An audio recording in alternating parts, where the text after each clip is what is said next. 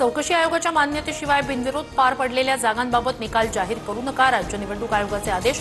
बिनविरोध निवडणुकीचा अहवाल राज्य निवडणूक आयोगाला पाठवावा लागणार.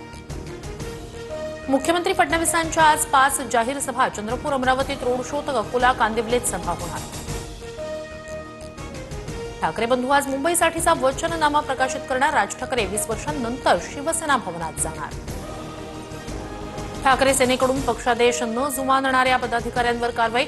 मुंबईत अपक्ष लढणाऱ्या पदाधिकाऱ्यांची शिवसेनेतून हकालपट्टी. अनिल परब यांचे विश्वासू शेखर वायंगणकरांचाही समावेश. इतकी वर्ष मुंबईला भ्रष्टाचाराची मगरमिठी. बकासुराच्या तावडीतून मुंबईला सोडवायचंय. वरळीतील मेळाव्यातून एकनाथ शिंदेंचा उद्धव ठाकरेंवर हल्लाबोल. सूर्याजी पिसाळाचा उल्लेख करत टीका. बीएमसीमध्ये मराठीच महापौर बसणार. निष्ठा आणि कणखरपणा काय असतो हे दाखवण्याची वेळ आली आहे. कुठेही गाफील राहू नका. आपण केलेली कामं सांगा. उद्धव ठाकरेंचं कार्यकर्त्यांना आवाहन. मुंबईतील निवडणुकीत श्रेय चोरणारी टोळी सक्रिय. काही लहान बालकही सहभागी झाली आहेत. फडणवीसांचा आदित्य ठाकरेंचा अमित ठाकरेंना टोला. मुंबईचा महापौर महायुतीचा हिंदू आणि मराठीच होणार. फडणवीसांना विश्वास.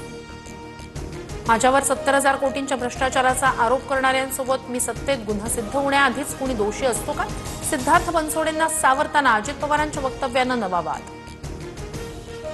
अजित पवारांना महायुतीत घेतल्याचा पश्चाताप. दादांना सोबत घेताना विचार करा असं फडणवीसांना नेहमी सांगायचो.